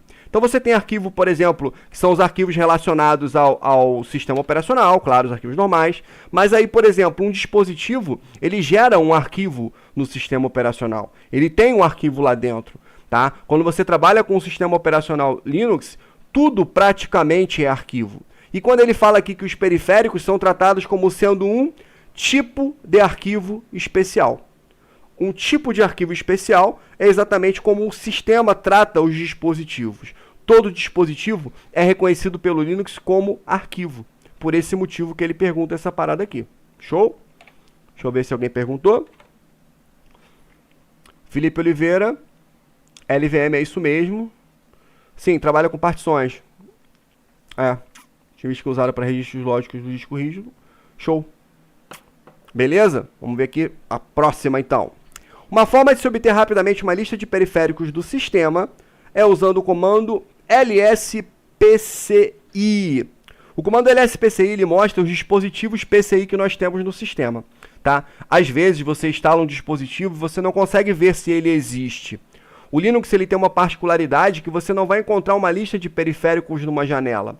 Agora, como é que eu faço para saber, por exemplo, se uma placa instalada no meu computador foi detectada pelo sistema? Esse comando lspci vai nos ajudar nisso daí, tá? Aí nós temos aqui o ls. ls é um comando para listar arquivos, não é esse cara. chmod é um comando para fazer o quê? Esse comando vai mudar as permissões. ln é para criar links. Então, na verdade, se você soubesse os outros, você matava a questão, tá? Porque nenhum desses aqui tem função de exibir os dispositivos que estão sendo usados no momento. Então, assim, se eu quero procurar um dispositivo, o comando correto é o comando lspci. Existe o LS USB também, tá? Que faz a mesma busca, só que dispositivos USB instalados no sistema. Beleza? Bom, botei aqui, ó, colinha pra gente não esquecer. Essa tá legal, tu já viu já como é que é. Essa aqui tá grande, letras garrafais, assim, ó. Qual comando Linux é utilizado para revelar a sequência de gateways? Tá? Deixa eu ver se eu botei um espaço para aqui. Ó, o que acontece, gente? Quando você usa no Linux comandos de rede, dois comandos são muito usados, tá? Muito mesmo. Que é o caso do comando ping, que hoje virou jargão. Ah, o ping tá baixo, o ping tá alto, tá? Bolado com isso, né? Eu que vou inventando as histórias de ping alto, ping baixo, ping baixo, ping alto, sei lá. Vai saber o que é isso, tá? Enfim, é assim que se fala, né? Bom, quando você usa o comando ping, ele testa a conectividade, que significa, na verdade, você mandar um pacote para alguém e o cara vai te mandar o pacote de volta. E nesse intervalo, você mede quanto tempo ele levou para ir, quanto tempo ele levou para voltar. Consequentemente, eu estou testando a conectividade. Primeiro, sabendo se o cara está respondendo. Segundo, sabendo a velocidade que ele está respondendo. São as duas funções do ping. Tá? Mas o que ele pergunta na prova é que, nessa questão, é como é que eu faço para ver a sequência de gateways. Tá? O que acontece? Quando você manda uma informação na internet, seu computador está aqui, mas ele passa por diversos roteadores, equipamentos de rede que vão ser o caminho para ele chegar até o seu destino, tá? Então vamos supor que essas duas bolinhas da extremidade sejam o computador A e o B. E aí quando eu mandar a informação, ela não vai direto, não tem um cabo da tua casa direto para o site que você está acessando. Tem vários pontos intermediários, chamados nesse caso de gateway, que eu não vou entrar no mérito de explicar isso não. Então olha aqui, você vai passando as informações ponto a ponto, ó, até chegar ao destino. Se eu mando o comando tracert dessa máquina aqui, com o IP dessa máquina, ele vai me mostrar todos os IPs que as informações, todos os IPs que a informação passou até chegar ao destino. Então, o comando que eu vou usar aqui, eu nem falei tracert, eu até falei errado, tá? Ó, deixa eu explicar por quê. É o comando traceroute, é o comando que faz isso. O comando tracert que eu estava falando aqui errado é do Windows, que tem a mesma finalidade. O comando ping é o comando que testa a conectividade. O comando tracert é o comando que vai fazer exatamente essa parada. Eles nem fizeram aqui para tentar te sacanear, botar um tracert aqui no meio do caminho. Não, tá? A confusão que eles queriam gerar é com o comando ping. O ping não mostra todos os pontos que você ultrapassa. Só para você testar se foi e voltou e qual foi a velocidade disso, tá? O ARP não existe, existe o comando ARP, tá? Netstat mostra o status da rede. E por último aqui o traceroute, que é a nossa resposta, a letra D. Mostra os gateways, tá? Ou seja, o ponto a ponto onde a informação vai passando até chegar ao seu destino. E aqui eu coloquei as definições, tá? Não existe comando warp com H, harp. É ARP sem H, que mostra a tabela ARP. Fica atento a isso aí, beleza? Bom, no sistema Linux, qual é a função do comando mask? Deixa eu ver aqui. Paulinho perguntou. Não, tá. Ninguém perguntou nada. E o sistema Linux com a função do comando mask. Bom, o comando mask ele altera as permissões de rede, permissões do arquivo. Agora, que permissões são essas? O mask ele vai alterar as permissões dos próximos arquivos que vão ser criados. Ou seja, eu estou alterando as permissões padrão, as permissões que estão sendo usadas no momento, tá, por todos os arquivos que serão criados. Significa que quando você muda as permissões do mask, os próximos arquivos vão receber essas permissões que foram definidas ali, tá? Então vamos lá. Definir a máscara de rede. Muita gente marcou essa na prova, tá? Porque é mask, fala, ih, vou marcar essa daqui. Alterar o dono. Não, porque altera o dono é o shall. Nós já vimos isso. Tornar o arquivo invisível. Transformar em oculto? Não. Aí ele falou da máscara, porque tu bota a máscara e o arquivo some, entendeu? Manipular as permissões do padrão dos arquivos que serão criados, que são criados, tá? Letra D, função do nosso comandinho, o mask, tá? Repara aqui que eu coloquei, ó, comando que altera a máscara de permissões padrão, tá? O mask, um exemplo de uso, eu coloquei o mask 678. Repara que o mask ele não recebe o nome do arquivo, porque ele vai mudar as permissões de todos os que serão criados, tá? E não só de um arquivo. Agora, o chmod, eu sou obrigado a colocar a permissão e o nome do arquivo ao lado, porque na verdade eu vou mudar de um arquivo ou de um grupo de arquivos que eu queira, não de todos que serão criados posteriormente, tá? E nem o mask vai alterar a permissão de todos os arquivos que já existem, não é isso. Ele altera a permissão dos arquivos que serão criados, ou seja, máscara de permissão padrão, beleza? O comando route serve para você adicionar rotas. tá?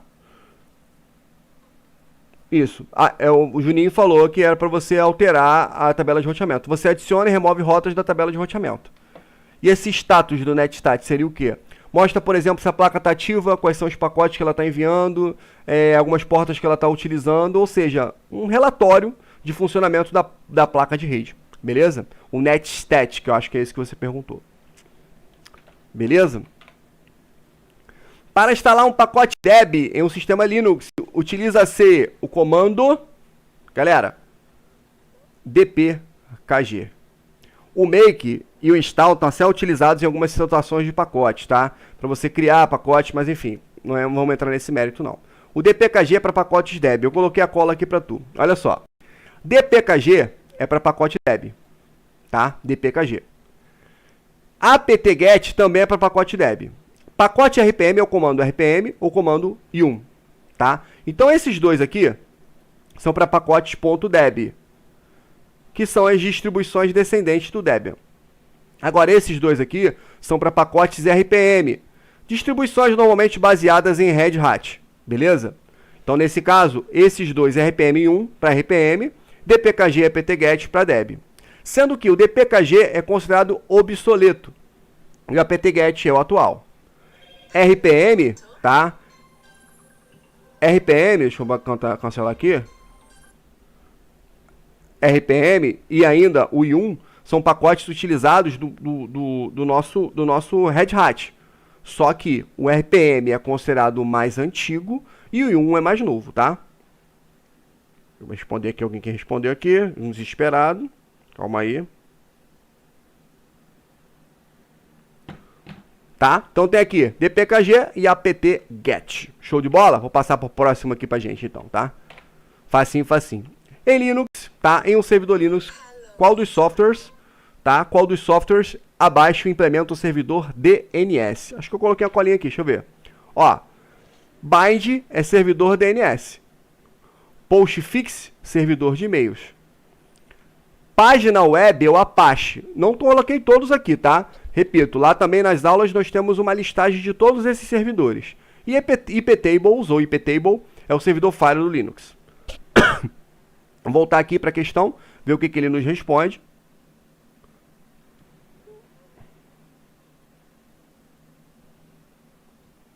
Tá? Em um servidor Linux, qual do software implementa DNS? Vamos lá. Apache é web, que eu falei para vocês.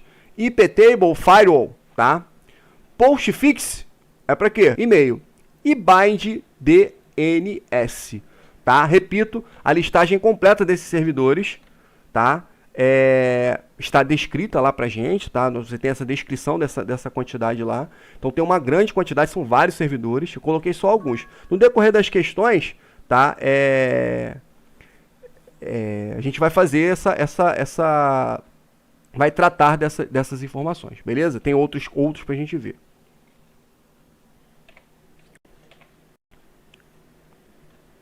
Vamos lá, vamos lá, vamos lá. Aqui. Para criar um link simbólico no Linux, utiliza-se o comando... Aí ele manda aqui, Anchor. Que comando Anchor é esse aqui? Tá? Âncora. Tá? LN, link-s e href. Aí ele mandou um HTML aqui para misturar a parada, tá? Href é aquela que você usa para fazer links no HTML, né? Nesse caso, Anchor serve para você fazer o quê? Para nada, não existe esse comando. Link também não existe. O único comando que existe aqui é o ln-s. Aí dá uma lembrada aqui que nós temos dois tipos de link, né? Que podem ser criados com o comando ln. Desses nós temos aqui o link simbólico e o link físico, tá? Não vou entrar no mérito agora de explicar todos eles, repito, tem lá nos outros vídeos, né? ln-s, você cria link simbólico, ln sem o s é o link físico, tá? Mas ambos são criados pelo comando ln, então o comando para criar links é o ln. Aqueles outros não existiam, tá? Eles colocam muitas coisas, muitos assim, né? Então assim, é bom tu estar dando uma lida em todos os comandos para pelo menos você passar os olhos e falar, pô, já ouvi falar, nunca ouvi falar. Numa questão dessa tu consegue matar mais facilmente, mas que é sacanagem né? Inventar uns nomes assim.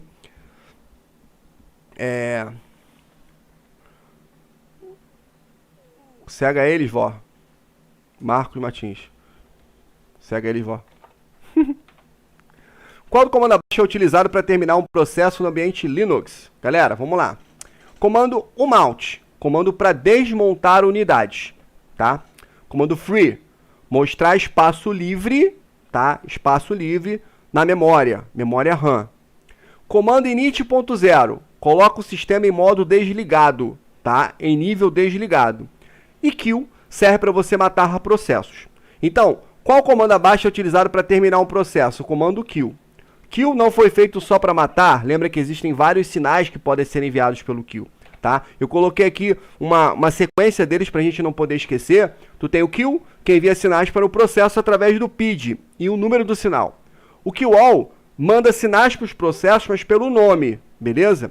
Kill all 5 manda o sinal para todos, tá? Todos os processos.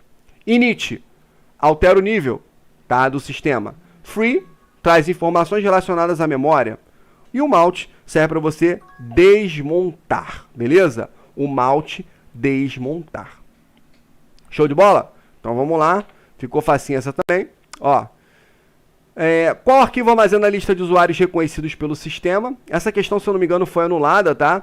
Assim, a resposta que ele deu foi letra A, mas o Shadow também traz essa lista, sendo que o Shadow coloca alguns usuários que não existem. Aliás, o PSW traz alguns usuários pseudo e etc. E o Shadow é mais reduzido. O detalhe que você tem que tomar cuidado é que os dois fazem coisa parecida. Só que quando for tratar do Shadow, normalmente as respostas falam de alguma coisa sobre criptografia, tá? Então, se falar na questão que é sobre criptografia, nós estamos falando então do Shadow. Se falar na questão que é sobre lista de usuários, é o PSWD. Beleza? Então tem essa diferença. Os dois trazem a lista de usuários, mas o Shadow traz uma senha criptografada ali dentro. Nós já vimos outras questões que já caíram tanto de Shadow quanto o PSWD, que o cara informa, quando falar a palavra criptografia para usuários e senhas, ele está se referindo ao Shadow. Agora, quando ele falar só PSWD, ele está se referindo à quantidade geral, tá? Então, o macete é o seguinte, ambos vão trazer. Eu não me lembro agora, depois eu olho, essa questão acho que foi anulada, eu não tenho certeza, tá? Mas a resposta era PSWD, porque ele não trazia a informação de criptografia. Outra coisa é que tem distros que não tem o PSWD e outros não tem o Shadow, tá? Alguns tem os dois, que é o caso do Debian. Então, acaba ficando meio esquisito, tá? Mas se falar de criptografia é Shadow, se não falar é PSWD, tá? Bom, qual das alternativas abaixo apresenta gerenciadores de inicialização? Galera, esse ele está falando dos boot managers, ó, boot managers. Quem são os boot managers? São os gerenciadores de boot. É muito comum o cara que tem Linux precisar instalar o Windows para determinadas coisas que ele precisa. Nem tudo acontece, nem tudo é compatível no Linux. Então o cara precisa do tal do Windows para funcionar, que é o meu caso aqui. Quando você liga o sistema, ele vai ter que te perguntar qual desses você quer utilizar, se você instalou os dois no HD. Pode acontecer de você ter particionado o seu HD e colocado o Linux numa partição e o Windows na outra, tá? Muitos hoje estão fazendo com máquina virtual. Ao invés do cara particionar, instalar fisicamente o cara, né? Não que a instalação virtual não seja física, mas ele instala o sistema virtual com a máquina virtual, né? Então, assim, se o cara pode fazer das duas. Se ele fez a instalação física, quando ligar o sistema, ele vai ter que perguntar: tu quer iniciar pelo Windows ou você quer iniciar pelo Linux? Tá? O que você vai querer fazer? Então, nesse caso, o cara tem que entender e reparar, né? Perceber qual deles ele vai querer. Quais são os programas que o Linux tem para isso, tá? Chamado de Lilo e Gruby. São os dois programas que existem para isso. Só para lembrar que o Lilo é mais antigo, aliás, o Lilo é mais antigo, consequentemente ele acaba tendo mais documentos para ele, tá? Tem mais informações na internet, e o Gruby é um pouquinho mais novo, mas ambos são para isso. Para quê? Ligou o computador, ele vai perguntar qual dos dois sistemas você quer iniciar, tá? Ligando qual dos dois sistemas você quer iniciar, o cara vai sair, vai te mostrar qual é o que você escolheu, né? Posso ter mais de um, Five? Claro. A gente costuma falar que isso é sistema dual boot, só que eu posso ter vários boots. Posso ter 30, 40 boots, tá? Se você tiver HD para isso, né? E sentido para isso, né? Coloquei aqui para você o que significa boot manager e o que significa dual boot, beleza? Tá? Então vamos nessa. Ó, é um sistema Linux, após executar o comando, parecida com aquela que a gente falou, né? Aquela que a gente acabou de resolver. Pode-se afirmar que bin z é um diretório. Olha aqui, gente. Começou com traço. Naquela tabela nós vimos que traço, 2012 essa questão já, traço significa arquivo. Significa então que é um diretório? Não, é falso. Não é um diretório, ele é um arquivo. Beleza? Os usuários do grupo programadores podem escrever em BIM. Deixa eu ver se eu separei. Não, separei não. Tá, deixa eu voltar aqui para ver. Achei que eu tinha copiado ele para ficar maior, mas não. Vai ter que ser na questão mesmo.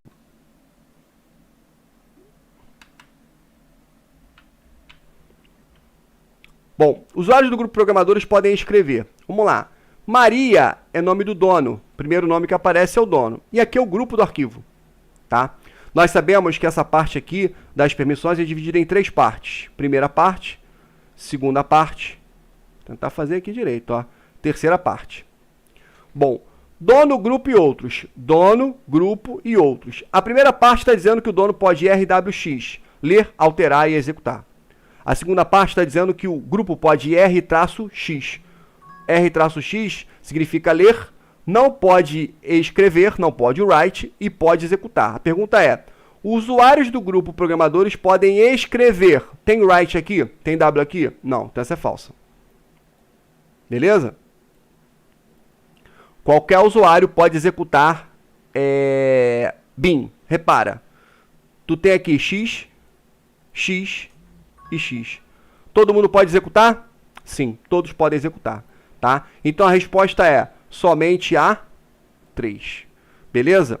Então você tem que observar aquilo ali, separar de 3 em 3, que é o que acontece, né? As permissões são feitas de 3 em 3. E aí, você manda a brasa. Beleza? Deixa eu ver aqui se tem perguntinha aqui.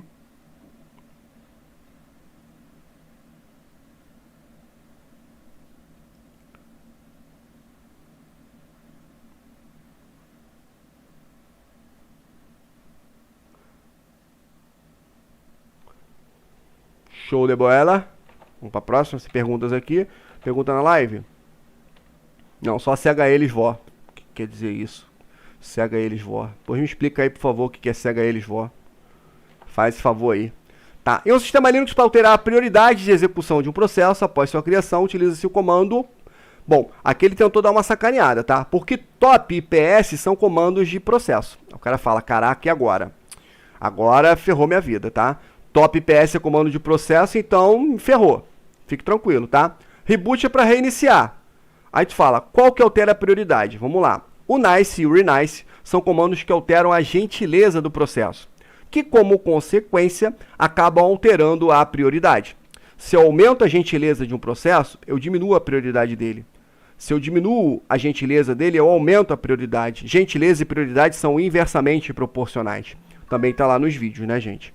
Então, beleza. Quando o cara fala de reboot e renice, pô, reboot tu não vai marcar, né? Agora, a resposta é renice, tá? O top e o PS só exibem sobre processos, tá? Que eu saiba, não existe nenhuma opção deles que possa alterar o que o processo está fazendo. O resultado desse troço só pode ser mesmo renice. Eu coloquei aqui, ó, para vocês o top, tá? O PS, explicando o que eles fazem, né? O reboot, renice e o nice. Para você não se esquecer desses caras, que aí você mata fácil essa questãozinha. Beleza? Vamos nessa. É uma solução de backup, cliente-servidor corporativa, tá? Que gerencia backup, recuperação e verificação de arquivos em rede. É executada uma variedade de sistema Unix e Linux. Refere-se ao qual o servidor de backup do Linux? Bacula, que é o morcego. É o morcego. É o morcego. Sabia que ia ter a questão de bacula. Por isso que eu botei ficou uma merda esse morcego. Botei a blusa do Batman. Beleza? Então olha aqui, ó. Próxima. Apache, servidor de páginas web. LDAP, servidor de gerenciamento de diretórios, como se fosse o Active Directory, mais um servidor. Postfix, servidor de e-mails.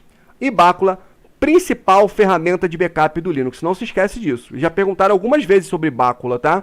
Então toma cuidado no dia que caiu, galera caiu nela, porque não sabia, não tinha ouvido falar do Bacula, tá? Então, Bacula é backup, beleza? E Bacula vem de Drácula, né? Por isso que tem um morceguinho do Bacula. Show? Ó, qual das opções? Já entramos em 2013, né? Abaixo representa um diretório que o sistema operacional Linux utiliza para armazenar informações sobre processos e também informações sobre status gerados pelo kernel. Vamos lá. Sobre, o que ele falou aqui? Processos. Dev são devices, dispositivos. Boot, Tu tá careca de saber que está relacionado a kernel, inicialização. E PS, não existe diretório PS. PS é um comando. Agora, o que é o proc? Armazena informações sobre processos. Beleza? Proc armazena informações sobre processos. Beleza? Não se esquece. Facinho essa daí também, tá? Coloquei aqui para vocês o review com todas as informações sobre esses caras, tá? Para tu não se esquecer. Bom, qual das alternativas abaixo o comando do Linux que é utilizado para determinar a quantidade de memória e de espaço swap? Galera, esse aqui ele tem alguns comandos parecidos, tá? O df é o que mostra o espaço das partições. O free mostra o espaço da memória. E o do mostra o espaço em disco que o cara ocupa. Então vamos lá. Do significa disk in use. Mostra o espaço em disco. Free tem a ver com memória RAM swap, tá? DF são as partições, tá? E mem não existe. Quantidade de memória e de espaço swap. Quem que a gente está falando? Quantidade de memória e espaço swap é o free, tá? Porque o DF é de partições, como eu explico aqui no próximo slide, tá? Então fica ligado, tá? Existem esses comandos que são parecidos. Do, DF, tá? Free são comandos que mostram espaço. Um da memória, outro do HD, etc. Toma cuidado para não confundir. Show? Bom, foi conectado ao interface USB do computador com o sistema operacional Linux. É aquele do lance do LSPCI que eu tinha falado com vocês, tá? Que existe também esse cara aqui. Deixa eu ver aqui.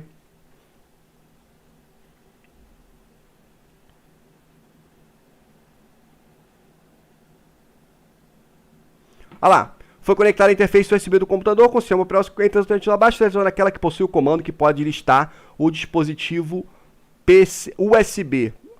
O PCI você lista com SBIN LSPCI, né? ETC LSPCI. Aqui, no caso do nosso dispositivo USB, é LS-USB. Semelhante ao LSPCI, só que LS-USB. Ó, SBIN LS-USB, dispositivos USB instalados. LS-PCI, dispositivos PCI instalados, tá? Então toma cuidado, os dois são parecidos para tu não dar uma confundida na tua cabecinha, tá? Show de bola? Bom, tá todo mundo aí ainda, né? Vamos para a última de hoje, tá? Para não ficar cansativo. Na quinta-feira a gente acaba todas elas, tá? Pulei a questão 81 de 2012. Eu não devo ter colado ela aqui. Vou anotar aqui. Depois eu dou uma olhada lá, tá? Eu vou colocar no próxima aula, então. Eu devo ter, na hora de colar nos slides, eu devo ter pulado ela. Bom, 81 de 2012, né? Então, beleza. Ó, considerando um comando ping no sistema operacional Linux, é incorreto afirmar que o ping envia o pacote ISMP echo request a um host destino. Fala, caraca, que merda, maluco. Que merda, não vou saber não. Podemos utilizar o ping para verificar o estado dos hosts. O ping não pode não funcionar se houver um firewall. O ping, assim como o Windows, quando utilizado sem argumentos adicionais, fornece um número limitado de 3 respostas. Ele está pedindo para marcar a incorreta, que é essa daqui. Sabe por quê? Quando você manda a informação no ping do Linux, ela é infinita. E fica mostrando todos os detalhes ali. O cara que não sabe fica desesperado, que fala, caraca, me ferrei, maluco, nunca mais vou sair daqui. Porque ele fica mostrando aquilo infinito, fica esperando e para. E toma ali comando ping e nada de funcionar. O detalhe que você tem que estar ligado, tá, é que no Windows ele para nos 3 primeiros. No do ping ele mostra 3 vezes e para, sozinho. No Linux eu preciso cancelar. E o cancelar se utiliza a tecla de atalho Ctrl+C. Aí sim eu consigo cancelar. Resposta letra D, tá? Todas as outras estão corretas. Aqui ele fala que não havendo a necessidade do Ctrl+C. Negativo, tá? Tem a necessidade do Ctrl+C sim, tá? Então paramos aqui.